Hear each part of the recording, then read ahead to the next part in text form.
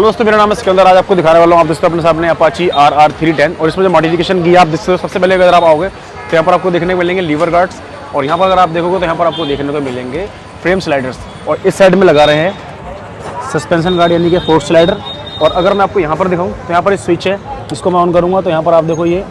DRS लगा रखे हैं जो कि येलो और वाइट है और यहाँ पर लगा रखा है पुलिस सायरन जो कि हिडनली है। ये देखो